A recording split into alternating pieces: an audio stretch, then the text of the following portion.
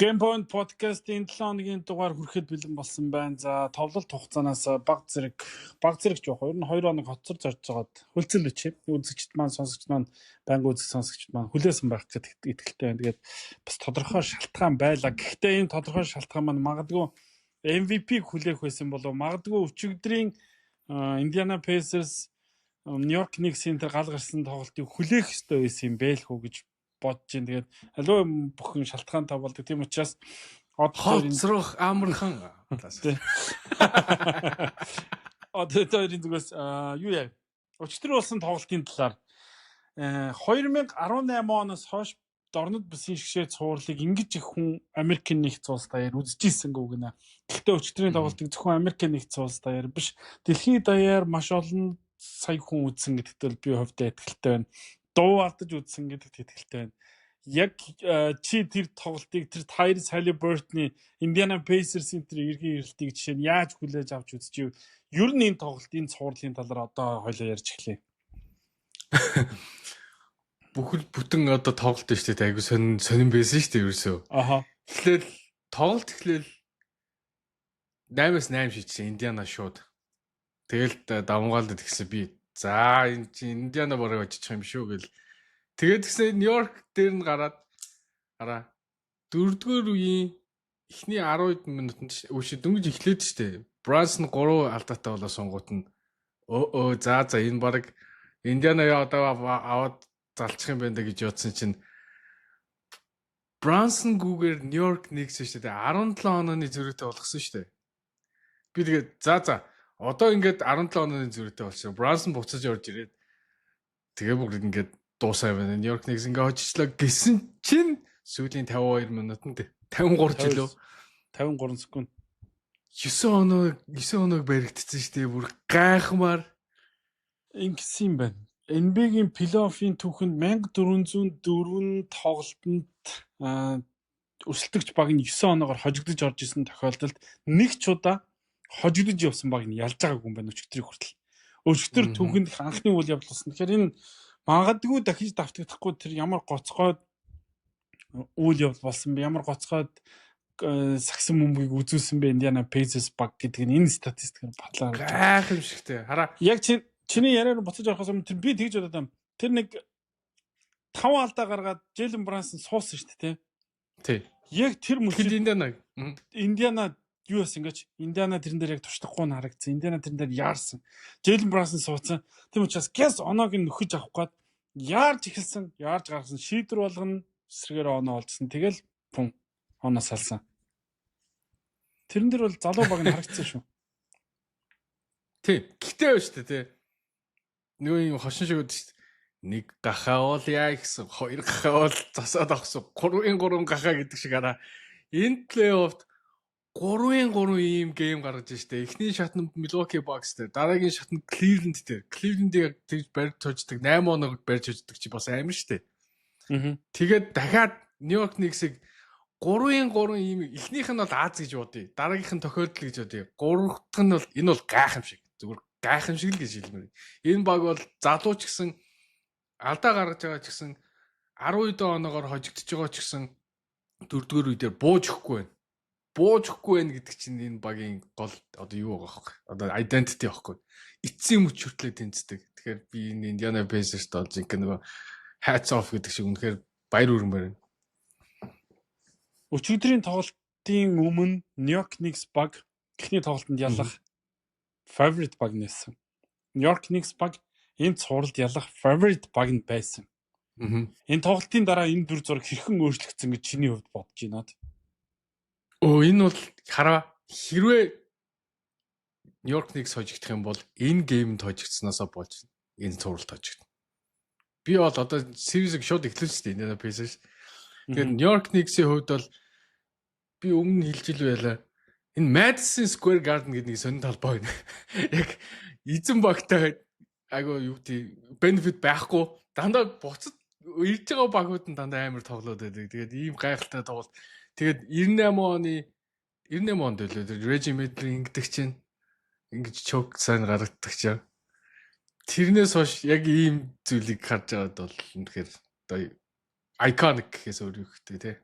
Тэгэхээр Halliburton хэлсэн байлээ. Хэрвээ тэрийг 3 оны шийдэлт биш гэдгийг мэдсэн 2 оноо гэж мэдсэн бол би тэхгүй байсан гэж. Тэгтээ тэр гоё байсан бохгүй яа бол яг Reggie Miller сууж байгаа юмраа.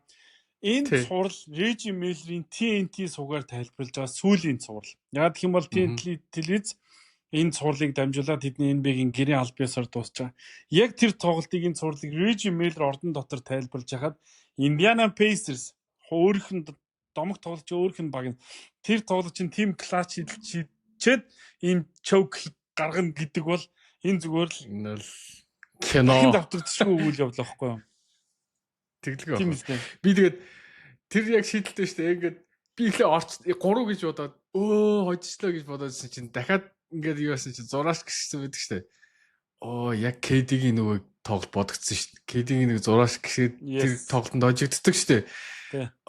Яг тэглээд хэрвээ өөр тайм дээр эдгээр хожигдох юм бол өстой жоохон хошиг гисгээ одоо ингээд Halliburton толгойгоо шахахтай гэж би бодож байсан. Гэтэ өөр тайм дээр бүр аваад тоглолцсон. Тэгээд New York Knicks-ийн хувьд бол үнэхээр харамсалтай. Уул нь бол тоглолтын турш сайн тоглож байсан. 9 биш ээ сүүлийн 50 хэдэн секунд хүртэл шүү дээ. 99% probability тавьсан гэдэг боддоо хожих магадлал нь. Тэгээ сүүлийн 9 секундэд биш ээ сүүлийн 50 хэдэн секундэд хожигдно гэдэг бол үнэхээр харамсалтай. Тэгээд дээрэс нь хэлэхэд яг ядарч ийлээ шүү. Сүүлийн нэг хэдэн секундэд одоо бүр ингээд хамгаалтан дээр дандаа хоцроод ялангуяа Карл Антони Таунс бол өчигдөр бол switch-ин дээр хоцорж байгаа. Тэр юуны Siakam screen тавихад тийш ерөөсөө тэмцэлдэхгүй байгаа.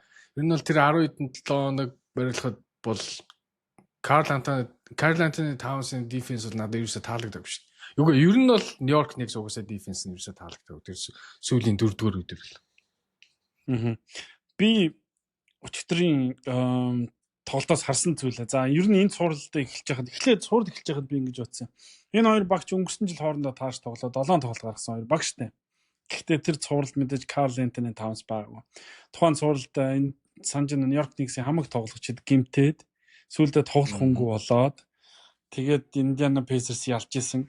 Энэ жил New York Knicks ялах одоо яагаад ялах ёстой вэ? Яг өнгөрсөн жилийн Indiana Pacers баг байгаа байхгүй. Яг тэр Indiana Pacers багтаа 7 тоглолт хийцэн баг дээр Julius Randle тоглоогүй гэмтэлтэй байсан санагдаж шүү бүр. Цуврал эхлэхэд мөрөнд гэмтэй гараа авсан байсан. Карл Антони Таунс гэдэг маш том юм хүчин зүйл ирчихэж байгаа учраас Карл Антони Таунс энэ цуврал сайн тоглож өнгөрсөн жилийн New York Knicks багаас ялгаатай маа гэдэг ялгааг гол харуулах ёстой хүн нь. Би Карл Антони Таунсыг муу тоглосон гэж бол өчтөр хэлэхгүй. Гэхдээ хамгаалтан дээр үнэхээр тэнэг алдаануудаа гаргасаар л байсан. Тэрийг бүр ингээд яагаад ийм алдаа хийгээд байгаа юм бэ гэж Reggie Miller, Tristan Van Gundy хоёр хүртэл уулга алдчихлаа. Хоёрдугаар Mitchell Robinson New York Knicks багийг үнэхээр самбарт доминант болгож байна. Бараг бүх хоёр дахь боломжууд гоё. Indiana Pacers Boston Celtics энэ дээр учраа олохгүйсэн. Тэгээд бүр Mitchell Robinson хөлбөр хийсэн. Indiana Pacers асуудал нь яг ижлэх юм байна. Тэд хака хийгээгүй. Гэхдээ тэд Mitchell Robinson-ы аргыг олж чадахгүй байна. Яа тэгвэл энэ тоглож үнэхээр урт гартай юм угаасаа үсрэх юм Halliburton бүр тоглолтын үеэр хэлжэл шүү дээ. Надад Mitchell Robinson таалагдж байна. Үнэхээр таалагдж байна гэдэг. Тэг чи өрсөлдөгч үнэлж байгаа хэлбэр нь тэгж илэрхийлэх гэж байгаа байхгүй. Тэгээд гол юу ялгаа нь юу гэхээр ийм том давуу талуудад New York Knicks байна. Талбай дээр тоглож байна. Гэхдээ өчтөр яг чиний хэлдгээр Madison Square Garden болсон тоглолт байхгүй. Уг нь энэ тоглолтод талбайн давуу тал гэдэг чинь New York Knicks багт үйлчлэх хэрэгтэй байтал Indiana Pacers-ийг хамаарахгүй шүү дээ. Тэгэхээр өмнөх шатыг эргээд саний. Cleveland Cavaliers яг ийм дүр зураг давтагдсан шүү дээ. Cleveland-д тоглож байгаа хэсэг нь Indiana-д хамаарахгүй. Тэгэхээр энэ юу вэ гэхээр өөрийн талбай дээр өрсөлдөгчийн талбай дээр ялгаагүй тоглож ийн гэдэг бол сайн багийн шинж. Сайн баг яаж сайн баг гэж байгаа юм бэ гэхээр хамгийн гол нь Oklahoma City Thunder нөгөө талд маш олоолаа тоглоод байгаа шүү дээ. 8 үлээ 9 үлээ 10-уулаа тоглоод байгаа. Indiana Pacers яг тэгээд байна. 8 үлээ 9 үлээ 10-уулаа тоглоод байна. Холбогчтой, сэлгээний SG-тэй, сэлгээний SF-тэй, сэлгээний төвтэй бүх юмтай ингээд 8 үлээ дор 9 үлээ тоглоод байгаа. Тэгэхээр нэг зэрэг хоёрдугаар Mitchell Robinson дээр хака хийхгүй байгаа тэр нэг шалтгаан бол маш ойлгомжтой байсан шүү дээ. нөгөө дасгалжуулагч хэм бэлээ Индиана Пейсерсын дасгалжуулагч юм. Рик Карлайл ерөөсө тоглолтын хэмнэлийг удаан байлгахыг хүсээгүй. Тоглолтын хэмнэлийг хамгийн хурдан байлгах хүс. Индиана Пейсерс энэ жилжингээ хамгийн хурдан багуудын нэг байсан. Энэ плей-офф ихснээс хойш 16 багаас хамгийн хурдан Индиана Пейсерс юм. Нэгэсэндээ тоглолтын пейсийг тэд удирч байгаа. Тэгэхээр хоёр дасгалжуулагчийн хувьд ийм л төгөл болж байгаа. Миний хэмнэлээр тоглох уу? Эсвэл миний хэмнэлээр тоглох уу? Тэр хэмнэлээ удирдах гэдэг ингээ орлоод ангууд тэр хэмнэлд нь удирдагдахгүй нэг баг нь Индиана Пейсерсийн тэр мотор болчиход байна. Тэгээ би од хэлээ. Энэ цуврал дөнгөж эхэлж байна. Энэ цуврал цааш их олон тоглолтоор үргэлжлэнэ. Гэхдээ яг ингэж явах юм бол өнгөрсөн жилийн дүр зураг давтагдсан. Тэрний юу гэхээр Нью-Йорк Никсийн тоглолтын хугацаанд минутанд ядарна. Индиана Пейсерс улам хурдлна. Нью-Йорк Никс багийнхан гимтэж эхэлнэ. Яагаад гэх юм бол тэд ачаалал явж байгаа учраас дээрэс нь юу гэдэг талбайн давуу тал одоо Индиана Пейсерс юм мэдлээ шүү дээ. Тэгэхээр би Индиана Пейсерс энэ цувралд одоо ингээ ялцлаа малцлаа гэж бол хэлэхгүй. Энэ цуврал дөнгөж эхэлж байна. Гэхдээ би Индиана Пейсерсийг эхний тоглолтоос хараад энэ баг нэрээ юу гэж хэлэх вэ л гэж бодсон. Өчтөр гайхалтай. Тэгээд хараа бүх тоглогч нь 10 түр ярьсан шүү дээ. 10 хүний ротейшнтэй тоглоод байгаа шүү дээ. Тэгсэн мөртлөө бүх тоглогч нь айгүй гоё жигд байгаа байхгүй. Айгүй гоё жигд. Бүх одоо яа л та 1 2 3 4 5 6 за бараг 7 8 бүрсээ дабл дижит дандаа 2 одоо өчтөр бол Benedict Mathurin Obi Toppin 2 9 8 бодож бараг л ер нь бол дабл дижит л байгаа шүү дээ. Тэгээ бус дахиад дээрэс нь гарааны 5 бүгдээрээ дабл дижит байгаа. Дээрэс нь TJ McConnell гарч ирээ дабл дижит. Дандаа 2 оронтой тоотоо оноо авчиж байгаа байхгүй. Тэгэхээр чин энэ баг бүр all around айгүй сайн тоглож байгаа тийм баг байгаа тань л та. Нью-Йорк Никс шүү дээ. Сая Boston Celtics-ийг хожоод ер нь бол хандсан уу? Үзэгчдэн тэр тоглогч нарын тэр би үгүй шүү. Хараа тэр нэг үйл явдлаас нөгөө 6 Нью-Йорк Никсийн 6 дахь тоглолтын дараа ер нь айгүй олон тоглогч нь клапт орсон юм байлээ шүү дээ.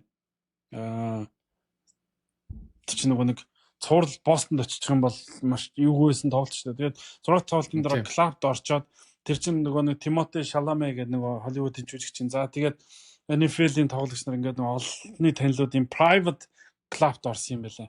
Тэгээ тэнд ороод бөөн баяр хөөр болсон ба. Яаж ч тэр нөгөө Шаламе чинь бүр яг ингээд хамгийн гол хайптай байсан фэн нь шүү дээ, тийм. Тэгээ тэнд ингээд бөөн нарийн болсон юм байна.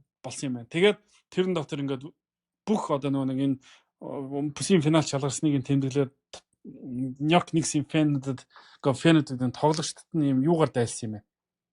Оргилуун дасаар бүх тоглогчдыг нэгэн ч амсааг өгсөн шүү. Нэгэн ч амсааг өгсөн. Тэгэхээр энэ бол тэд зорилгодоо тодорхой байна. Тууштай байна. Тэгээд алкогол оргилуун дарс чинь алкоголны төрөлтөө. Гэхдээ нэг оргилуун дар суулаа гэхэд тэгж амар зүйл болохгүй. Тэгэхээр ямар гой фокус байгааг эндээс харж болохоор байна. Тэгэхээр би бол тэгж хандсан бол гэж бодохгүй байна. Тэгэл үстэй те. Яаж тэмдэглэж байгаа баярлж байгаа фэнүүдийн хувьд бол хараад би бол жоохон өмнөөс нь ичсэн штэ. Ер нь бодолтой. Бүсийн финалд гараад баярлна гэдэг чи юу?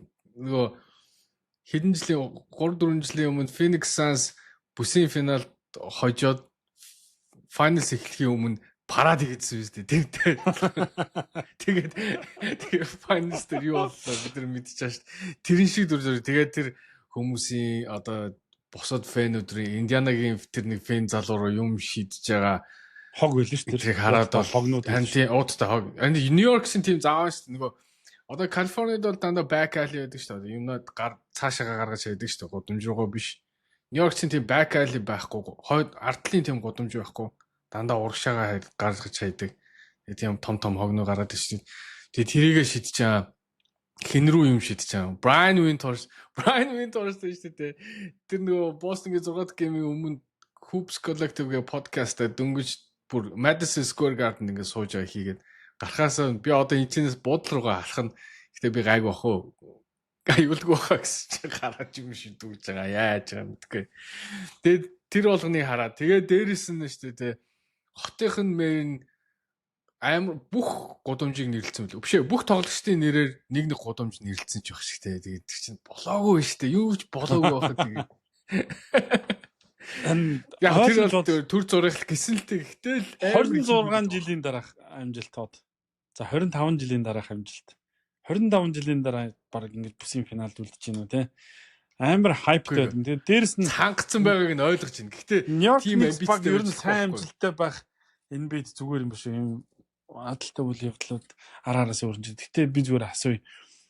Нью-Йоркийн фэнүүдийн амар орк байсан уу? Эсвэл ер нь Америкт бас ийм орк фэнүүд таасаагүй юу? Тэр хог мог шидэж байгаагаас арай яг орк фэнүүд байх нь байна. Байлгах. Тэр чинь ингээ бас тэр чинь юу талбай дотор те орилдоо хашгирдаад хамгийн одоо цөсөн хөөрцөн гарч ирээд ямар ч тэнийг юм хийхийг бол үгүйсэхгүй. Ялангуяа тийм олуулаа олон нийтийн газар бол Нью-Йоркийн хүмүүс чинь бас бүдүүлгэрээ алдартай шүү дээ. Энэ Калифорни, Нью-Йорк хоёрыг ер нь бол харьцуулшгүй шүү дээ. Тэнгэр газар шиг шүү дээ. Нью-Йоркийн тэр нөгөө юу характер нь бас байгаах. Тэр нь бас нөлөөлж байгаах. Тэгээд жоохон дэндүү харагдсан. Тэгээд ер нь бол багийн амбиц чинь тэгээд авраг авах одоо лекстэй ярих юм бол тэгээд авраг авах эсвэл авраг авахгүй бол уусаа тэгээд баст гэдэг чинь тим менталититэй тэнгүүд бусад зарим нэг баг байх юм аа тэгээд Нью-Йорк Никс шиг бүсийн финалд хожоогүй штэ гарчаад баярлна зарим нь лексээс илүү нэг раунд явцсан шүү гэж баярлна тийм жижиг амбицтай байж болохгүй авраг авахгүй. Lakers нэг раунд илүү явцсан шүү гэдэг фэнтэй чинь саяхан уцаар ярьсан. Амбицтай баймаар байна. Энэ цорл хараа дараагийн тоглолтод Нью-Йорк Никс матчап маш эвгүй юм байна. Сэлгээ сайт юм байна. Нью-Йоркийн бүх тоглогчид бараг 35-аас дээш минут онцсож байгаа бол Индианагийн тоглогч нарт 35-аас дээш минут тоглож байгаа тоглогч байхгүй. Тэгэхээр энэ дээр тоглолтын төгсгөх тэр чадвар одоо юу гэдэг тоглолтыг төгсгөх тэр ирч хүчийн хувьд аль баг нь илүү байх нь тодорхой. 20 дугаар Нью-Йорк нэг сэлгээ сайтай байна. Индиана Пейсерс сэлгээ сайтай байна. Тийм учраас Индиана Пейсерс финалд гараад ирчихвэл гайхахааргүй юм байна. Гэхдээ энэ цуврал эхлэх юм нь авраг авах магадлалаар Нью-Йорк Никс баг Оклахомагийн ард 2-т байсныг санал. Одоо бол нөхцөл байдал яах нь цуурлын дараагийн тоглолт маргааш болно. Тэр тоглолт нь яах нь гэдгээс их зүйл хамаарна. Гэхдээ Индиана Пейсерс баг одоо жоцлон тоглож байгаа баг шүү дээ. Тэд талбай дээр очиж штэ. Яг иймэрхүү байдлаар тоглох юм бол Нью-Йорк Никсийг би тэндээс хожил авч байгаагаар харж чадахгүй л байна. Амаргүй л байна. Гэхдээ плей-офф тоглолтоос тоглолтод юм өөрчлөгддөг, сайжирдаг. Би бол тэгж бодож байсан. Индиана Пейсерс тэр маш их одоо юу гэдэг нэгсэндээ ёндот байсан штэ. Сайн эхлүүлсэн. Аарон Несмит плей-оффын түүхэнд байгаагүй тийм гахалтай шидэлтүүдийг гараараас нээж 4-р хагас 6-3 оног авчирсан. Тайрис Хайли Бёртийн бөмбөг ойж байгаад орсон. Хэрвээ энэ тоглолтод хожоогоо л Индиана Пейсерс харин энэ цувралыг тэгж явуулахгүй байх байсан шүү. Яг л тэд өчтөр хамаг юм хийж байгаа байхгүй. Дараагийн тоглолтод хожигдож болно шүү дээ. Яа гэх юм бол тэд тэгээд талбайд аваагийн талыг нь хулгайц. Тэгэхээр цуврал аль үед эхлэхээр эсрэг багийн талбай дээрээс хожил авсан тохиолдолд цуврал илүү сонирхолтой 7 тоглолт руу ойртож эхэлдэг. Тэгэхээр өчтөр яг цуврал бол эхэлсэн. Хэрвээ Индиана Пейсерс энэ тоглолтод хожиж чадаагүй бол тэдэнд шанс гарахгүй байсан болов гэж би өвдө бодож. Гэхдээ цуврал цаашдаа яаж явахыг харъя да тий. Үнэхээр тоглолт болгоно үзүүштэй болох юм билээ. Би бүр энэ 7 гейм заавал гараасаа л гэж бодож байна.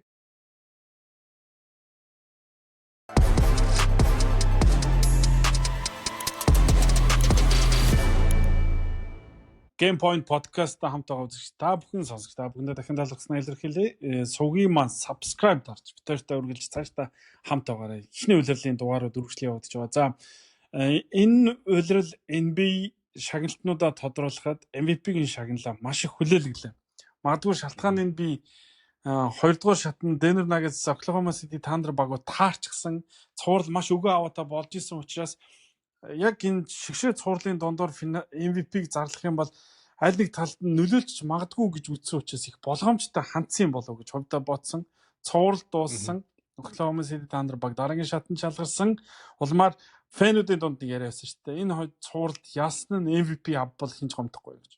Үнэхээр яг тэр шиг Oklahoma City Thunder багийн лидер Shai Gilgeous-Alexander NBA-гийн түүхэнд MVP цолтой болж байгаа. Ээлж нэгэнд гадаа тоглож болж байна. сүүлийн 7 жил гадаад тоглогч буюу Америкийн нэгдсэн улсын биш тоглогчид нөхөө Америкийн сагсан бөмбөгийн лигт хамгийн шилдэг нь болж байна гэж. SG MVP 7 жил гэхдээ 7 жил гэхдээ 4 ондоо хүн юм байл шүү. SG ууса авраг бишээ ер нь бол MVP болох нь ер нь бол тодорхой баг болцсон байсан шүү дээ. Тэгээд сүүлийн Денверийн цуврал дээр яагаад MVP вэ гэдгээ харууллаа гэж хэлмээр байна. Тэгээ нөгөө Майк Малон өчтөрсөдөө жоохон юу юм ярьсан байл шүү дээ. Тэгээ хүн болов үлгээд авцсан. Ер нь гомдсон юм шүү. Йокич уул нь Йокич аваад үлдчих хэвээр байсан юм шүү. Тэгээд гомдлоо тийг сайлж байгаа болоо гэж би бодсон шүү. Хэдхэн сарын өмнө тэг хэвлэлийн баг хурал дээр Йокичтэй юу яриад байгаа юм бэ гэж ярьж байсан хүн тэгэж дэргэнэ гэдэг бол жоох юм л харагдсан. Anyways тэгээд тийм SJ-ийн хувьд бол гайхалтай. Тэгээд өчтөр хийсэн нэг гоё одоо юу н бүр үйлдэл нь бүр надад их таалагдсан. Багийнхандаа бүгдэнд нь Rolex-аг бэлгэлээд iPhone ус бэлгэлсэн байсан тийм. Бүгдэнд нь бэлгэлсэн. Тэгээд гол нь хэлэхдээ би энэ баггүйгээр ийм амжилтанд хүрэхгүй байсан. Энэ миний MVP бол миний баг байгаа болохоор ингэж байгаа маа гэх. Тэгээ би энэ хүмүүст ингээд баярлсан, талархснаа илэрхийлж байгаа маа гэдэг бол миний хувьд бол өстой лидер хүн шиг юу гаргаж байна гэж утсан шүү. MVP хүн шиг, лидер хүн шиг ажиллаж байна гэж утсан шүү. Тэр Rolex цагнаас гадна iPhone тэгээд өөр юу вэ? Бүгдэнд нь Beats-ийн чихвч тэгээд дээрэс нь бүгдэнд нь Канада Goose-ийн тухайлчлан ингээд нэг гар аргаар кастомайз хийлгэсэн курчгнүүд бэлгэлсэн юм байлаа. Бараг нэг хүнд ойролцоогоор нэг 10,000 хэдэн мянган доллар гэж байна. Долларын бэлэг багийнхаа тоглогч болгонд өгсөн юм байлаа.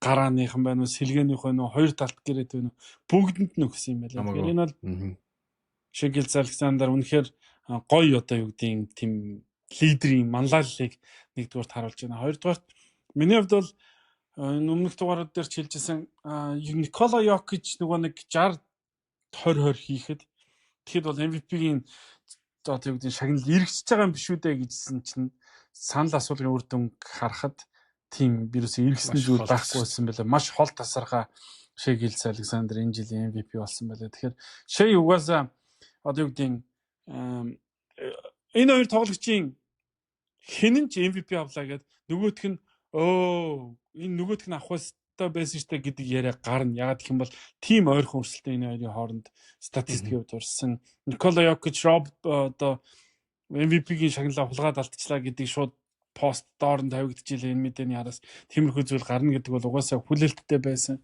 Тэгэхээр угаасаа тим гой тэнцвэр өрсөлдөй болсон. Гэхдээ Шэгэл Александр лиг дахиад нэг шинэ MVP төрж ийн сагсан бөмбөгийг амархан харагдуулж чадж байгаа. Тэр үнэхээр супер ур чадвар. Яагаад MVP биш гэж баг нь NBA амжилтаараа тэргүүлсэн Шэгэл Александр 30 оноо 5 самбар 5 дамжуулалт 1 таслалт 1 хаалт дунджилсан Майкл Жорданоос хойш анхны тоглогч. Энэ статистикийн нэр бүр хангалттай байгаа хаа. Тэгээд MVP болсон зөвөөсний хэрэг байлаа. Тэгээд Канадаас анхны MVP юу? Тийм, Канадаас анхны. No, Стив Нэш байсан шүү дээ. Тийм шүү дээ. Стив Нэш 2 MVP болсон. Тийм байна. Тийм. Анхных биш юм биш үү? Стив Нэш MVP за Шэгэл Александр ингээд MVP болж байгаа юм. Тэгээд Оклахома Сити энэ яриа жоо шууд үргэлжлээд Оклахома Сити Thunder Minnesota Timberwolves багуудын цуврал руу дээрэж бодож байна. За энэ хоёрын эхний тоглолтыг үзчихээд уг нь хоёулаа подкастыг шууд бичиж үзсэн. Тэгээд харамсалтай битэрийн цаг зав ерөөсө таарахгүй байсараад Монголын цагаар баасангаар гинтгийн цагаар пүрэв гарыг болгочлаа. Гэхдээ одоо яг итгэх мөчийн дараа энэ хоёр багийн цувралын хоёр дахь тоглолт эхлэх гэж байна. Хоёр дахь тоглолт эхлэхээс өмнө хоёул яриад авчи. За цувралыг юу гэж харж ийн эхний тоглолтод юу болоод өнгөрч вэ? Хамгаалт OKC-гийн хамгаалт бол үнэхээр гайхалтай хамгаалт. Тэгээд би зүгээр нэг хүнийг л дурсмаар Алекс Карусо гэдэг хүнийг бил Денверийн цуврал дээрч хиро хийсэн энэ цувралын эхний тоглолтын дээр хиро байлаа. Тэгээд хараа OKC яг нэг тийм хамгаалдаг юутай болчих. Одоо биш ээ. Энэ олон хамгаалагч сайн хамгаалагч байгаа болохоор тэдрийгээ яаж ашиглахаа сайн мэдээд байна л да. Ялангуяа айлын одоо том биетэй тоглогч нар төр PF дээр болон центрүүд дээр Йокичтэй санаж байна. Йокич дээр ингээд Алекс Карусо шууд очичоод ингээд пост пост хийгээл эргэнгүүт нь дараагийнх нь шууд дабл очоод эсвэл дамжуулах гингүүт нь дабл очоод байсан шүү дээ. Яг тэр хамгаалтыг Julius Randle дээр тоглолтын 2 дугаар хагас дээр хийсэн, Rudy Gobert дээр хийсэн. Яг тэр хамгаалт бол үнэхээр гайхалтай. Тэгээд Alex Caruso тэгж хамгаалж байгаа тохиолдол шүү дээ. Denver-ийн сүүлийн 7 дахь гейм дээр хэдэн оноо гэсэн бэ? Би бол буруу сонсогод баг тэр хамгаалтнаас биш дээ 30 дон авсан гэж байна. Turnover cause гэдэг тэгээд тэрнээс 30 дон авсан гэж байна шүү. Тэгээд энэ хамгаалт бол үнэхээр OKC-ийн энэ хамгаалт бол үнэхээр гайхалтай. Яг эхний тоглолтын дээр эхний хагас бол Shai Gilgeous-Alexander нэлээ явахгүй байсан шүү дээ. Оноо шидэд орохгүй. Тий. Оноо нь явахгүй байсан. Тэгэл 2 дугаар хагас дээр ер нь бол яг хамгаалтаараа ойрхон яваад байсан тий. Тэгэл 2 дугаар хагас дээр Shai Gilgeous-Alexander ритмдээ ороод бөмбөг нь унаад эхлэнгүүт шууд blowout гейм болчихлоо л да. Тэгэхээр хамгаалтыг бол би онцлмоор. Санал 100 жил байна. Яа гэх юм бол Oklahoma City Thunder багийн хамгаалт. Гэхдээ би тэр хамгаалтыг нэг хамгаалтал зөвлөмөр байгаа. Тэр нь хамгийн сүүлд NBA-д ингэж төвөө дарж хамгаалдаг буюу будагтаа талбай дээр шавчаад 3 ингэж суулаа идэг хамгаалтыг би хамгийн сүүлд 2000 оны дунд үед л харж ирсэн баг. Би ер нь Golden State Warriors багийн NBA 3 шидэлтээр ингэж өөрчлснөөс хойш энэ юуг бол ер нь тэгж хараагүй дээ. Ийм хамгаалтыг. Тэр чинь юу гэхээр Anthony Edwards ингээ ороод ирж штэ. Shai Gilgeous одоо ингээ Alex Caruso зогсоочингууд Shai энэ хүний хамгаалж явжснаа шууд хайж ийлээ штэ. Давхарлаад Anthony Edwards дээр очиж чаа. Тэгээ Anthony Edwards өмнөх тоглолтод 13 хон давталгаа гүйцэтгсэн. Талбай дараагаад хас 23 үзүүлэлттэйсэн. Anthony Edwards 13 давталж байхад сэлгэнээс гарч ирсэн Dante DiVincenzo 14 давталсан байгаа. Ингэж болохгүй шүү дээ. Ингэж болохгүй. Тэгэхээр энэ чинь юу гэхээр тэгээд дээрс Minnesota Timberwolves баг өмнөх тоглолтод багаараа нийтдээ 51 удаа 3 шийдсэн. Энэ багийнхан түүхэнд рекорд. Oklahoma City Thunder баг эдгээр бидний 3 шидэд угаасаа хожихгүй. Тийм учраас Anthony Edwards-ыг л зогсооч, будагтаа талбайг л хамгаалч. Тэгэх юм бол эд шидэд хожихгүй гэдэг хамгаалтын хөлбөрийг сонгочлоо шүү дээ. Дээрс нь Anthony Edwards шүү дээ.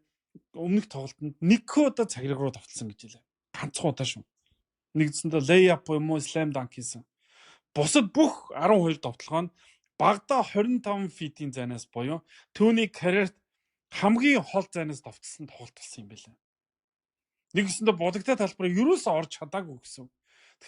Тэгэхээр будагтаа талбайд өөрийнх нь 2 хүн, өрөөдлийн 3 хүн нийлээд 5 хүн хамгаалж гарч Anthony Edwards тийм зай байхгүй.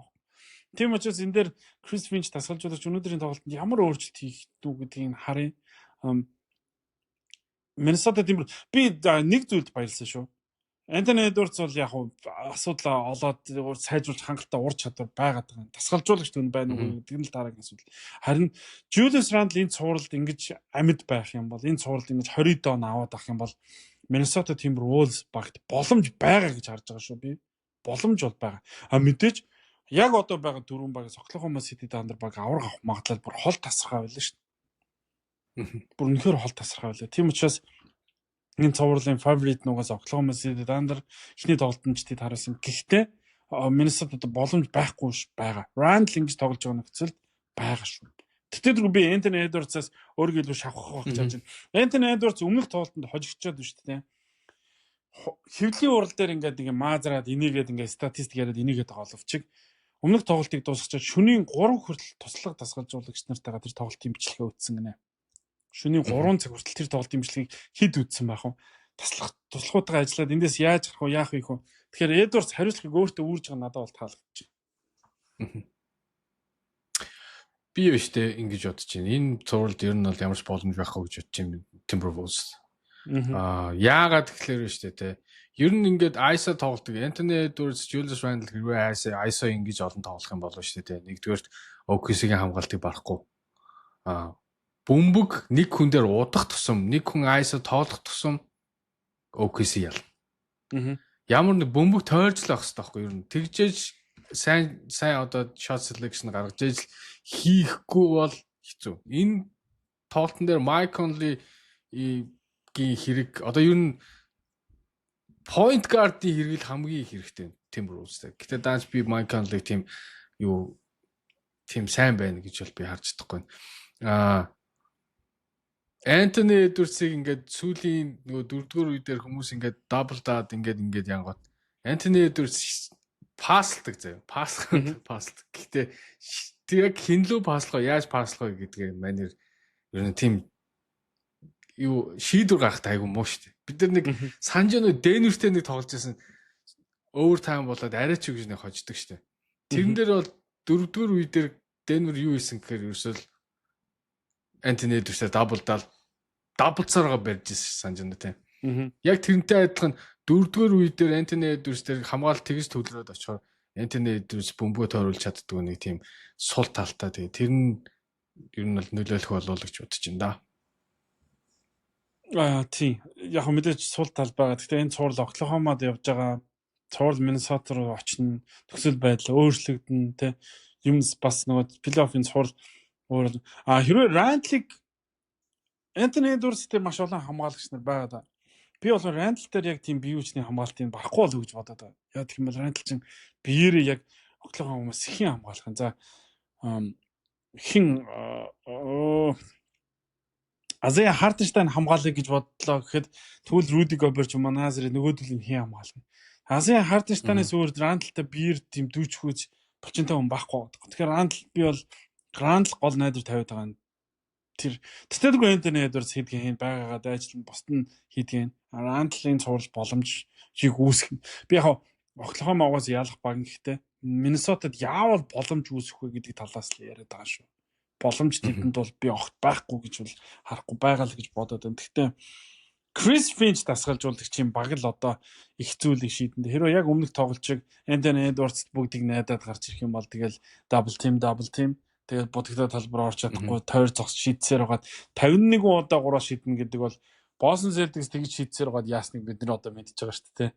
Тэгэхээр будагт плей-оффын сагсан бомбог гэдэг бол нэгдүгээрт хамгаалсан баг, хоёрдугаарт алдаа их авч чадсан баг, гуравдугаарт одоо юу гэдэг нь будагтаа талбар их орсон баг л алдаа авдаг шүү дээ. Энэ тоглолтын дээр энэ цуврал дээр дахиад нөгөө чөлөө шийдэлтийн асуудал гарч эхэлсэн бод. Тоглолтын эхний 4 минутанд лөө Шэгилс Александр 7 хөлөө 8 чөлөө шийдэлт авсан байсан. Тэр бүр ингээд шууд нэвтрүүлгийн ярианы сэдвч болсон шүү дээ. Тэр нэг зурагч яваадсан хүрээг байхад барыг шууд алдаа үлээчлээ гэдэг. Хин тэгсэн байлаа. Шээ өөрөө тэгсэн байлаа. Намайг ингээд энэ жил уг нь бол яг ингээд фри тро дундчилж байгаа нь 9 гон биш үү? 9-ийг дундчилж байгаа. Урд нь 11-ийг дундчилсан. Энэ жил ер нь бол багассан юм биш үү? Манай фри тро. Тэгээд тэгснээс намайг 11 фри тро дундчлаа. Манай баг 10 дугаар байранд явж байгаа. Вестэ 10-т явж байхад хин ч энийг тоож хилцдэг байсан. Одоо бид нэгт гараад нэгт ороод ирэхээр ингээ хүмүүс ингээ яриад байна. Ер нь бол тэрэндээ л. Ер нь Шэгилс Александр олон фри тро шийдснээрээ юунд боломж гарна. Үшээ баг шийдснээрээ Миннесотад боломж гарна гэж бол би бодох байна. Бүх нэг мим гарсан биз. Бүх Шэгилс Александрын фри трогийг хасаад Миннесотагийн онон дээр нэмсэн ч гэсэн хожигдчихлээ шүү дээ. Энэ тоглолтыг шийдээд байгаа зүйл ерөөс нэг хамгаалт шүү дээ. Хамгаалтын үзүүлэлтийг юугаар ялах вэ гэхээр Денвер Наггетстэй хийсэн цувралын 7 дахь тоглолт. За тэгээд саяны энэ Миннесотад хийсэн цувралын 1-р тоглолтыг оролцуулаад Оклахома Сити Тандер баг бөмбөг алдалтаас 51 он авсан гэсэн баха. 51 оноо. Чи боддоо 2 тоглолтод бөмбөг алдалтаас 51 оноо. Тэгэхээр тэдний хэмжээний бөмбөгийг алдуулж гин. Дээрэс нь тэдний хэмжээний тэрийг оноо болгож гин. Хурдан довтлогоонод шүү дээ дандаа. Бөмбөг таслаад ерөөс хурдан довтлогоо оноо олчиход. Тэгэхээр хаанаас хожлын эхлээд байна вэ гэхээр хамгаалтаас л хожлын эхлээд байна. Ийм яхир заван өстой юу гэдэг энэ гоёор хэлж байгаа шүү гэхдээ яхир заван ийм хамгаалт будагтай талбайдаа шавсан хамгаалт 2000 оны дунд үеэс хойш хараагүй юм байна нэрээ. Бүгд л бас тийгэл гараал ингээл хүн үнэ аваад гардаг байсан бол Оклахома ч ингээд төвдөө тавуулаа зогсоод нөгөө хөл бөмбөг дээр бол автобус хамгаална гэдэг шиг юм болчиход байна л да. Юу тэр фри тро илүү шийдэж байгаа нь бодолтой. OKC биш те нийт 82 давталсанаас биш те ерөөсө тэнцэнээс 21 удаа л 3 шийдсэн. 21 удаа. Тэгэхээр 61 удаа тэр чинь будагтаа талбараа орсон ба шүү дээ. Будагтаа талбараа орно гэдэг чинь free throw авах магадлал өндөр шүү дээ. Тэгснээ нөгөө талд Миннесота 83 давталснаас 51-ийг 3-аас шийдсэн. 3-аас шийдэхээр яаж ер нь бол 3-аас алдаа аавна гэдэг үг чинь бараг л ховор шүү дээ. Тэгж тоглож байгаа баг яалчгүй OKC-гээс free throw баг шийдэлгүй байх. Тэр чинь яаж батсан. Би одоо юм л бол Warriors-ийн муучин дээр дуртаад байна гэдэг нэг сонсогч уулзсан. Sorry. Гэхдээ шүү дээ Warriors тэгдэг шүү дээ. Айгүйх 3-аас шийддэг болохоор ерөөсөө free throw бусад багаас айгүй баг шийддэг. Түр чинь тоглож байгаа стил нь тийм болохоор угаасаа тэрийг одоо яаж солих гээд яаж комплейн доо тэр чинь та солиж үгээ өөрчилж чадахгүй шүү дээ. Цуурлын хоёр дахь тоглолтод Chris Finch тасгалж болох. Mark Daigneault бол хийцэн байгаа. Тэгэхээр Chris Finch юу хийхийг бид нар харна да. Энэ тоглолт дуусаад юу хийсэн байх нь бүгдээ харна. Дараагийн дугаар дээр бид юу өөрчлөгдсөн үү гэдэг талаар илүү ярилцах болно. Цуурлаа өөрчлөлөө сонирхцгаая.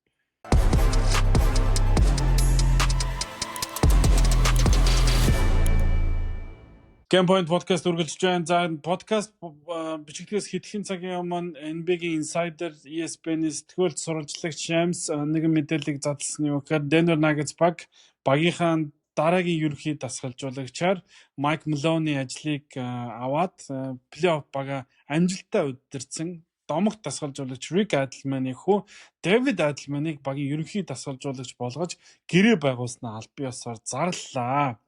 За энэ бол юу гэдгийг хүлээлтээс өөр мэдээ байв уу гэж би өвдө хараад байна. Яг гэх юм бол interim coach гэж буюу орлогч дасгалжуулагч гэж явж яснаа ингээд жинхэлжлээ штэ. Тэгвэл плей-оффын амжилтыг харах юм бол плей-офф үзүүлсэн тэр дасгалжуултыг харах юм бол ойлгож болохоор ч юм шиг. Яг гэх юм бол Denver Nuggets үнэхээр сайн явсан штэ. Асуудалтай үйлчлэлийг дуусснаас плей-офф сайн явсан. За энэ мэдээнд юу гэж хүлээж аваад? Би жохон яг Adelman Никола Йокичийг одоо ирэх чинь хэдэн жилийн гэр ирсэн мөлий. За ядчил 5 жил байгаалагч. Тэгэхээр ирэх 5 жил Никола Йокичийг тасалжуулаад амжилтанд хүрэхийг тасалжуулагч гэж одоо хэлэхэд бол хэрэгтэй. Сая улирлийн 3 тоглолт тэгээд плей-оффын 2 series л ялна шүү дээ. Тэгээд тийм цувралт эхний цувралдаа бол хожсон. Clippers-ыг хожиход бол гайхалтай байсан.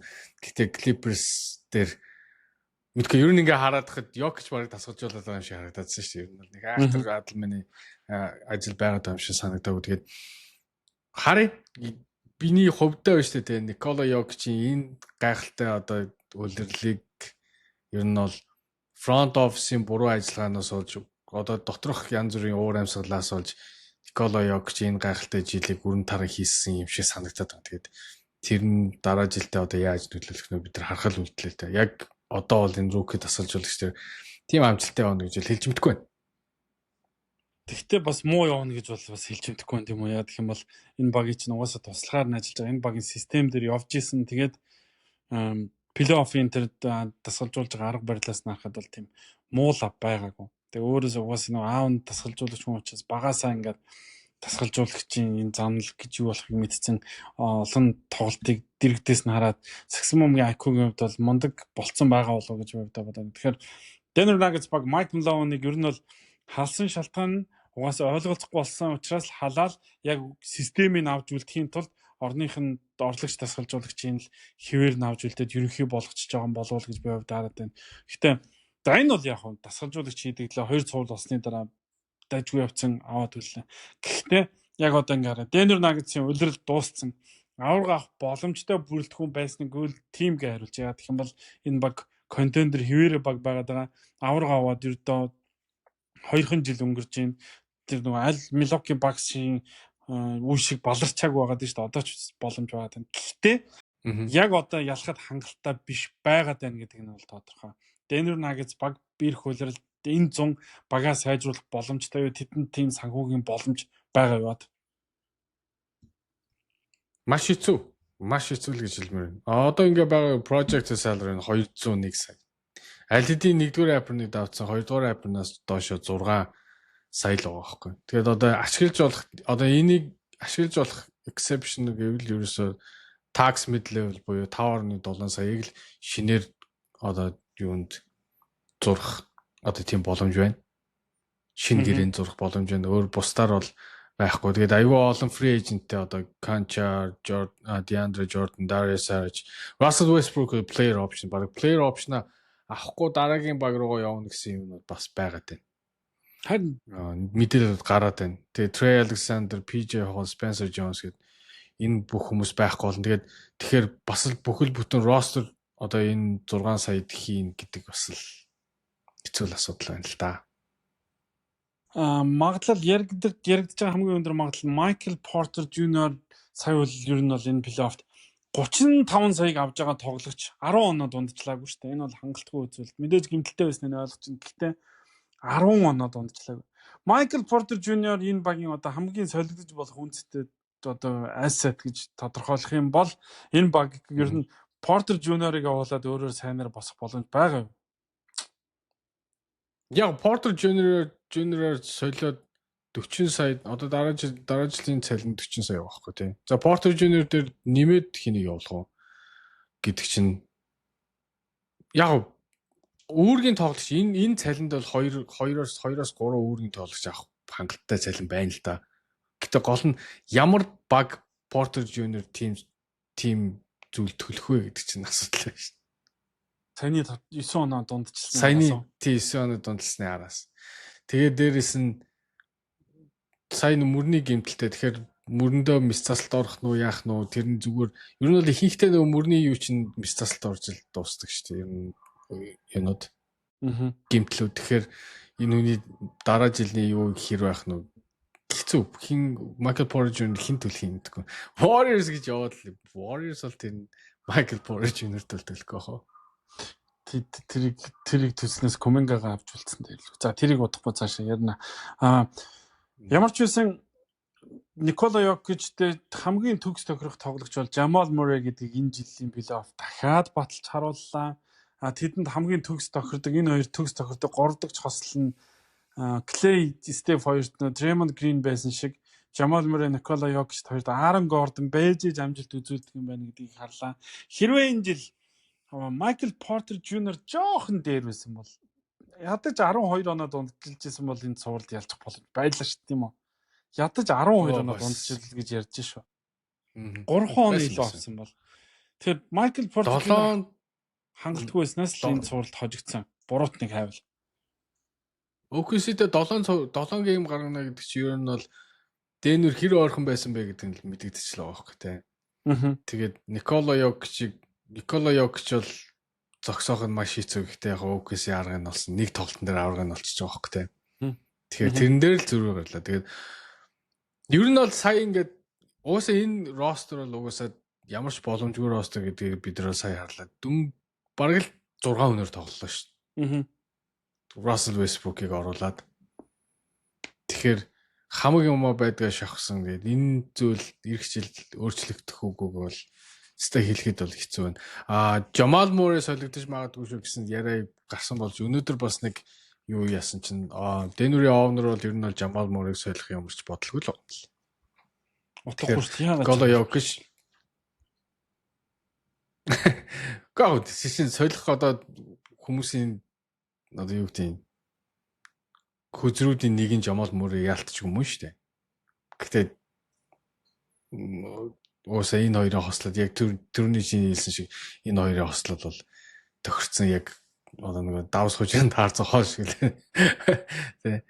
Aaron Gordon бас сая л аим риски мэд шүү. Тэгж grade 2 гэдэг юм заяа. 2 дугаар зэргийн тэрнээс нэг тоглолт гаргана гэдэг бол өстой үнэхээр одоо амар риски ихэд эндүү риски юм хэлээ дээ.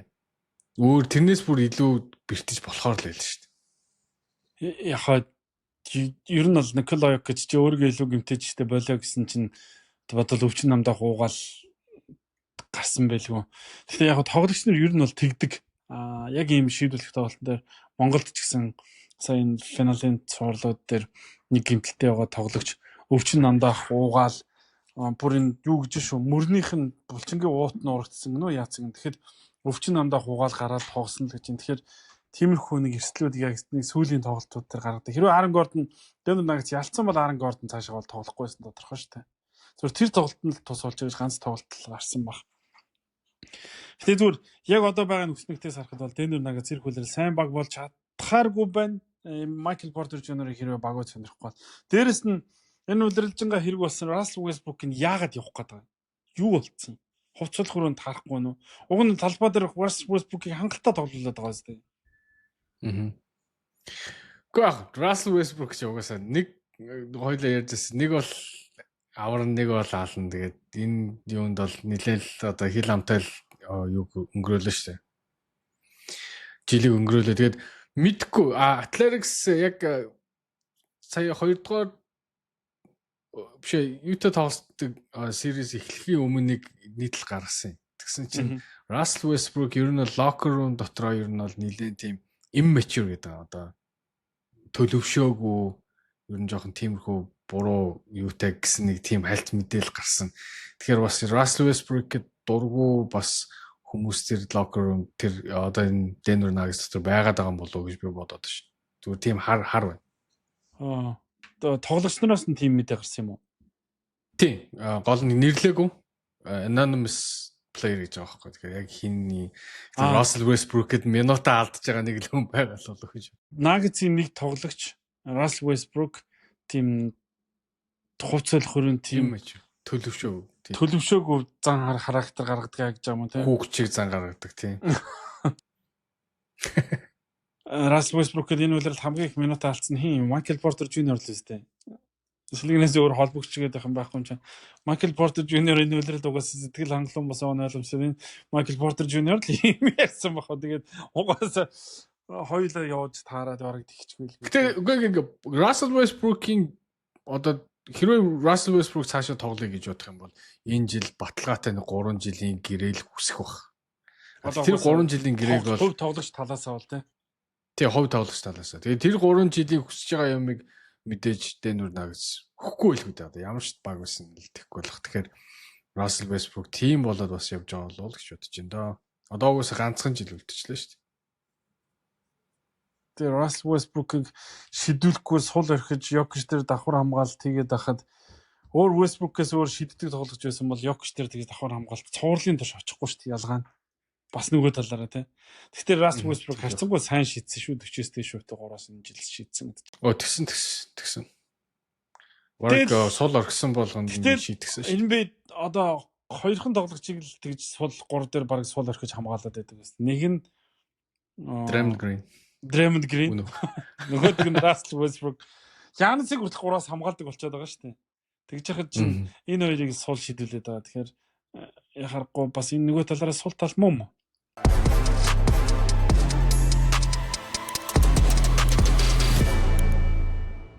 Өнөөдөр бидний ярилцах сүүлийн сэдв бас өнөөдөр гарсан мэдээлэлтэй холбоотой энэ юу гэхээр Jonathan Kuminga өнгөрсөн 7 хоногийн гол баатрууд нэг байсан. Тэр нь юу гэхээр Jonathan Kuminga Warriors авч үлдэхгүй ер нь бол sign and trade хийх тал дээр агент болон Warriors-ийн удирдлагууд ярилцж байна гэдэг мэдээлэл гарсан. Гэсэн чинь өнөөдөр нэг мэдээллийг сурвалж заалсан юу гэхээр Steve Kerr багийн ерөнхий дасгалжуулагч Steve Kerr юу гэж хэлсэн бэ гэхээр Jonathan Kuminga бол Stephen Curry, Jimmy Butler, Draymond Green-тэй хамтдаа тоглох хэмжээний team type-ны тоглогч бишээ. Team төрлийн тоглогч бишээ гэж хэлсэн байна.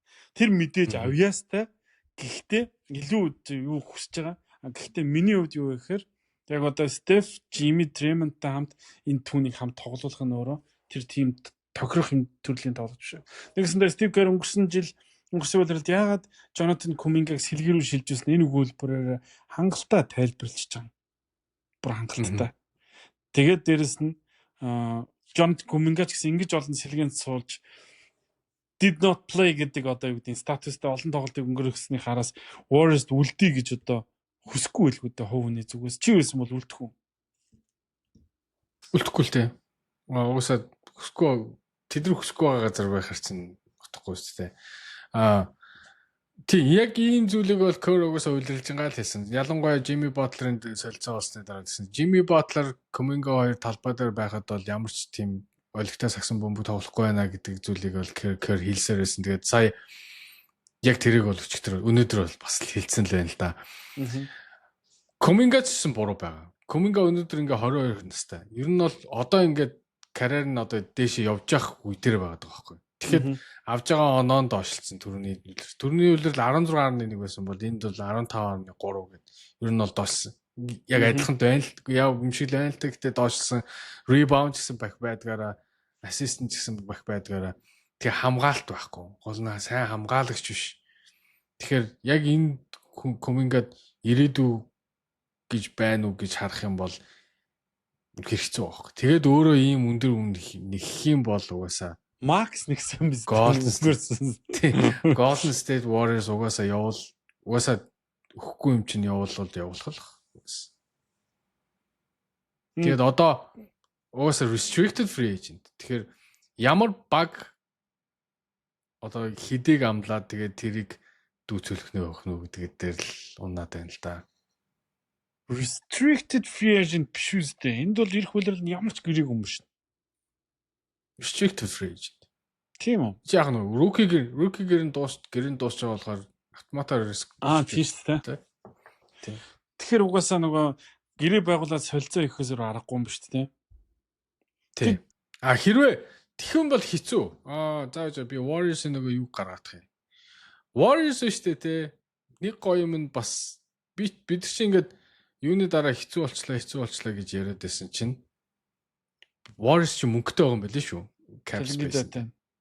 Тийм, цалингийн зэсэндээ ер нь бол яг хоо Jonathan Kuminga ороогүй гэрэл л дээ. Хэрвээ Jonathan Kuminga sign хийгээд трейд хийх юм бол тэр чинь hard cap юу шууд ямар нэг exception хэрэглэж чадахгүй болчихно. Өөрсдөө нэг санхүүгийн уяа иччинь.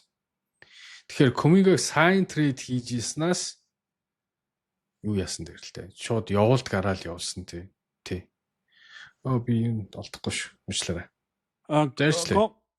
Golden State Warriors багийн ирэх жилийн цалингийн цэс 170 сая байгаа маань. Энд Gary Payton гэрээ дуусч байгаа. Kevon Looney-гийн гэрээ дуусч байгаа. Jonathan Kuminga-гийн гэрээ дуусч байгаа.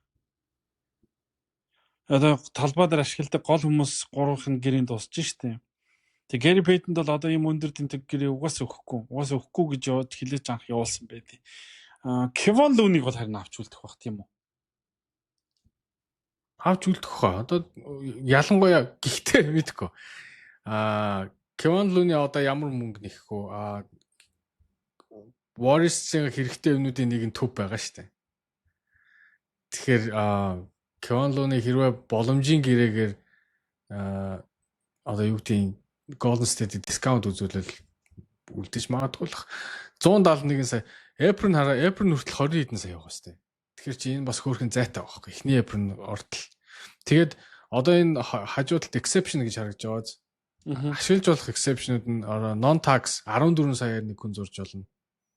Тэгээд trade exception-ууд байгаа. Энэ бүгдийг ашиглахын тулд хэнийг Kuminga зүгээр явуулахаас байхгүй. Хэрвээ Kuminga sign and trade-д оруулах юм бол энэ бүх exception-уудыг ашиглаж чадахгүй. Зөвхөн veteran minimum-аар л шин одоо юу гэдэг юу ирэх болно л доо. Харин шин тамирч авах болно. Нэг юм яриа гарсан. Golden State Warriors баг энэ үлрэлт сая над ихний нэг ярих гэж байна. Төвийн тоглогчгүй учраас төвийн тоглогч дээр алуулсаар байгаа үлрэлтэн дууслаа гэдэг шүүмжил гарсан. Энтэй холбоотойгоор Стив Керриг ирэх үлрэлт төвийн тоглогч аваач гэдэг. Хэрвээ төвийн тоглогч авъя гэх юм бол Draymond Green төвийн тоглогчтой хамт байх боломжгүй шүү дээ. Тэгэх юм бол бүр шиддэггүй Jimmy Butler, Draymond Green дахиад нэг төвийн тоглогч бла хинч байсан шиддэггүй баг болчихно. Тэгэхээр Steve Kerr-ийн систем байхгүй болчих гээд байна. Тэгэхээр Draymond Green-ийг явуулж ийж энэ төвийн тоглогч авах эсвэл Draymond Green-тэйгээ намхан баг хэвээрээ байх үгүй юу гэдгийг бас шийдэх болчиход байгаа юм. Гэтэ энэ гурыгаа солихгүй гэсэн байл шүү дээ. Тэр нөгөө хин бичсэн байлаа. Stephen Curry, Jimmy Butler, Draymond гурвыг ер нь солихгүй баг энэ гураараа авч үлдэх нөхөн нэмэрсэн байл шүү. Тэгэхээр мэдгүй тэрэн дээр нэмээд Дремондыг 4-4 тоглуулна гэдэг ч одоо хэцүү юм да. Тэ яг чиний хэлдгээр. Гэтэ нэг бор шуу яваад байгаа шүү дээ. Янас Антетокумпог авах үнэхээр бодис боломж байгаа гэдэг шүү дээ. Брайан Винторстын хэлж байгаагаар л одоо ингээд харангуйтай шүү дээ. Тэгвэл сая 171 сая штэ. Одоо тэгээд Янасын юунд явуулах гэх юм бол Брандон Божимский, Мозес Муди хоёулаа явчихна. Ингээ 14 сая тийм үү. Тэгээд дээрээс нь Жими Батлерыг өгөх хэрэглээ шүү дээ. Жими Батлерыг явуулж ээж л угаасаа юу яан. Тэгэхээр энэ гурыг явуулаа. Тэгээд 3 ирэх байгаа юм билээ. Нэгдүгээр тойргийн 3 ирэх. Тэр 3-ыг өгөөд. Тэгэхээр тийм хэрвээ Янас би Golden State руу явмаар байна гэж шахаа хийх юм бол ер нь бол бас боломж боломж байгаа юм. Тэгвэл наадхаа ингэж боддоо. Jonathan Kuminga sign-in trade тэгээд Milwaukee Bucks руу Янасийн солилцоонд өгөөд Jimmy Butler-ыг авч үлдээд Kuminga, Moses Moody, Brandon Bojimski, Trace Jackson Davis Го. тэгээд драфт Jonathan Kuminga угаасаа чи 40 хэдэн саяар хин Milwaukee Bucks өгч авах юм бэ. Тийм үстэй. Гоо 40 хэдэн сая биш ээ. Ядаж нэг 20 хэдэн саяар. Тэгэхээр чи бодлоо Moses Moody, Brandon Bojimski нийлээд угаасаа Янсын юм хүрэхгүй л дээ. Trace Jackson Davis-ийг өгөөч хүрэхгүй юм. Бари хэлдэг юм гоох. Trace өгөхгүй гоо. Trace чинь угаасаа нөхөөрхө 2хан сая шүү дээ. Тэгэхээр чинь нэг Гэнди би нөгөө Янсын цалин чигээр нэг хийдیں۔ Янсыг алдж байгаа багч нь юуны Jonathan Kuminga, Brandon Bojimski, Moses Moody, Trace Jackson Davis гэдэг хамаг залуучуудын аваад дээрээс нь драфт ирэхийг авах гэж хэлээд байгаа байхгүй. Би бол тэгж хүснэ. Milwaukee Bucks хэрвээ Янсыг гэснээс Янс нөгөө өмнө хэлжсэн шүү дээ. Стеф Бухотын тоглолтын үеэр энд нөгөө нэг пари зохион байгуулсан. Угаасаа нэг хост хотын одон гэдэг утгаараа тэгсэн чинь тэр паринд нэрсэн цор ганц Golden State Warriors-ийн бус тоглогч нь Янас байсан гэж. Янас өчтөр үржигдэх бас хүлдээ цаачаа.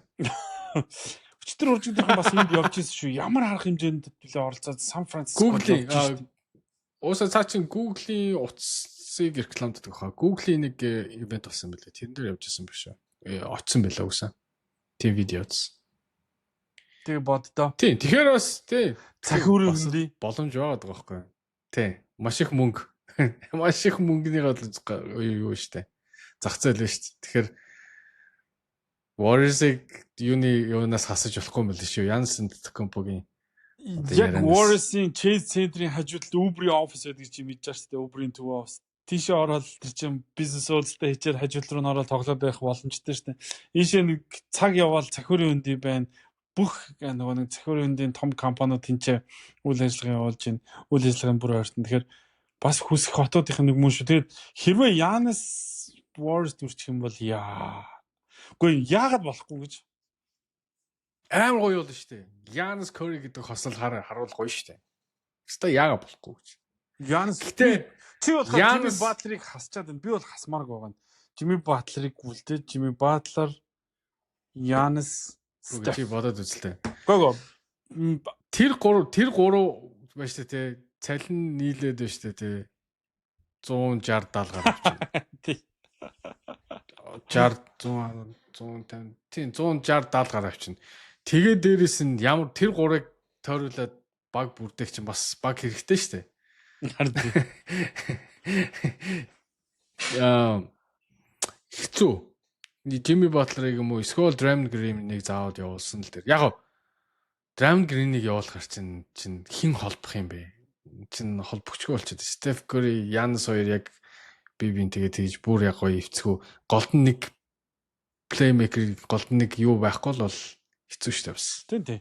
Нөгөө сая Damian Lillard Giannis хоёр хамт тоглосноос ер нь бол нэг ялгаагүй хол зөрөхгүй шүү дээ. Тэгэхээр дундын хүн заавал хэрэгтэй гэдэг юм л би тэр байхгүй. За. Giannis Antetokounmpo энэ 7 хоног Milwaukee Bucks-тай уулзаа. Тэгээ уулзалтын дараа чиг шугам нь гарна гэсэн Milwaukee Bucks саяхан драфтын комбайн явагдаж байгаа. Драфтын өмнө бэлтгэл явагдаж байгаа. Тэрэн дээр Cooper Flag-ыг дуудаж Milwaukee Bucks биш. Boston Celtics лөө. Boston Celtics флагийг дуудаж ярилцсан гэсэн Бостон солилцоо хийх гээд байгаа юм болов. Ямар ч гэсэн араараасаа маш олон шуумууд явж байгаа. Тэгээд магадгүй дараагийн дугаар дээр бид дуусаасаа үнийг хэлчихв. Аа. Хэрвээ штэ те Нико Харрисон штэ те Купер флагийг солих юм бол штэ те даа суцад үнэхээр амар том Бостон уучлаарай. Нико Харрисон тийчээс амьд гарч ирэхгүй уучлаарай. Тэргээ мэдчихэж байгаа хоо. Тэгээд яагаад Бостон Купер флагтэй ярьцлага хийсэн юм бэ? Тэр бас сонирхол. Тэгэхээр угаасаа тэдэн тийм драфт ирэх байхгүй мэдсэрэж ярьцлага хийж нэг чинь нэг бол тэр залууг мэдэж авах гэсэн баг. Эсвэл үнэхээр сонирхсан баг. Тэдэн тийм 8 Скор Купер флагийг даалс бас скип хийж магадгүй. Юмыг Бостон ч бас олон юм скиплүүлээд тэ Jaylen Brown, Tatum-ыг авсан хүмүүс шүү дээ. Тэр шиг бас юмыг аж мэдгүй ороод ирэх юм л гэж боддог. Эсвэл тэд багаа задлах гад драфтын ирэх дээгүүр хайж байгаа. Тэднийг магадгүй драфтын ирэх дээгүүр хайж байгаа нь тэг зарж их сонирхолтой олон баг байгаад байгаа шүү дээ. Philadelphia, Houston, Portland зөндөө баг биш магадгүй. Тэг Spurs гэх зөндөө багуу зарж магадгүй учраас Cooper Flag-т ярьж үзсэн зүгээр нэг тохиолдол биш байх гэж бодож байна. За. Энэ удаагийн дугаар энэ үрээд өндөрлүүлье. Дараагийн тоглолтуудаар за тэгээд мөн үйл явдлуудаар иргэд уулзах болон дараа 7 хоногт лав гарах зэрэг уулзлаа.